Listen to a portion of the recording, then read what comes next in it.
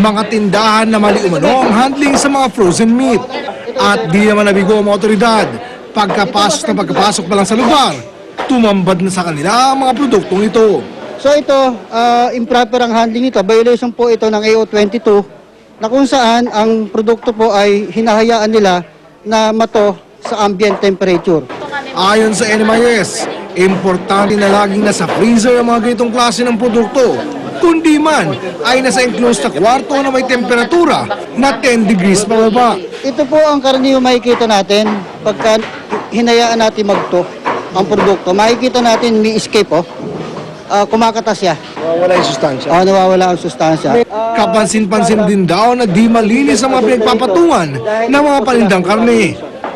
So makikita ninyo ito, ang dumi-dumi ng kanilang pinagpapatungan nila. So this is considered adulterated product already dahil na-contaminate na sila ng mga contaminants. Paliwanag naman ng mga nagtitinda. Ito yung pinapatapos ng yung mga freezer. Di pa namin alam kung kailan. So okay naman po siya, matigas naman siya, kalalabas lang. Kasi may freezer naman po kami doon eh. Na-expose daw kasi sa mga mikrobe. Pero matigas pa po siya. Pero di raw ito katanggap-tanggap ayon sa NMIS. 2 buwan na raw ang kanilang pinalipas mula ng taningan nila ang mga nahuling tindahan.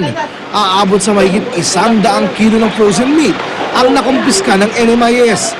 Ipapasa ilalim umano ang mga ito sa pagsusuri para malaman kung nagkaroon ng kontaminasyon.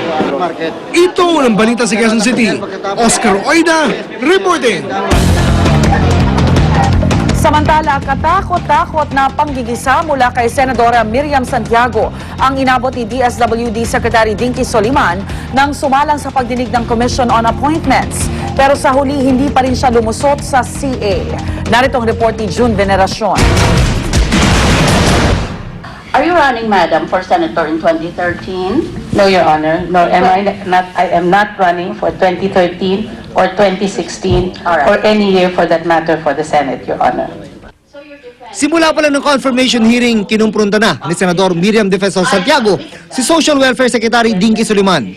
Totoo raw ba ang usap-usapang ginagamit ni Soliman ang bilyon-bilyong pisong conditional cash transfer program ng DSWD para sa kanyang ambisyong politikal? Sa programang ito kasi, nabibigyan ng perang pang-alalay ang mga pinakamahihirap na pamilya sa bansa.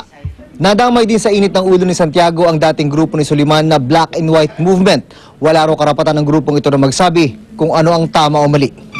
Noong panahon ng Administrasyong Arroyo, aktibong kumilos ang Black and White Movement laban sa mga umunay katiwalaan. Narinig ko ba lang pangalan ng Black and White eh. Tumatayo ng balahibo sa ulo ko. My goodness! The Black and White Movement and its members are God-fearing people. We start our meetings with prayers, Your Honor, because we believe that that is the highest power.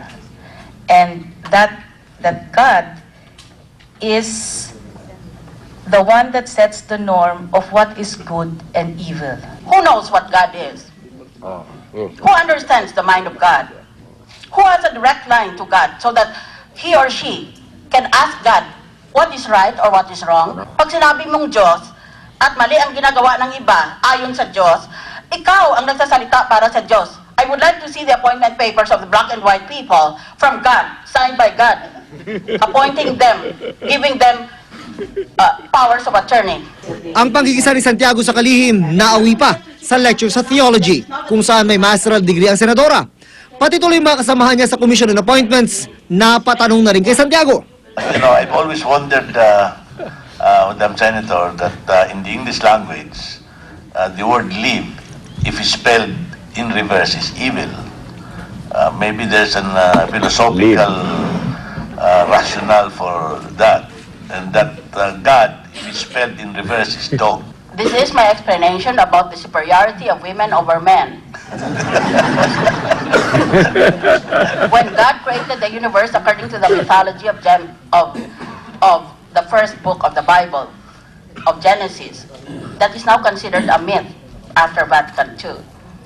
God first took a piece of mud, he breathed on it, and it turned into a man.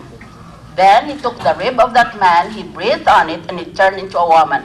That's why woman is superior to man, because man was made from mud, while woman is made from human materials.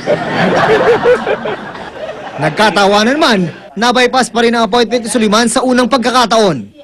Para sa unang balita, June Veneracion reporting. Programang pagdaragdag ng 2 taon sa basic education, bubusisiin sa unang balita special report.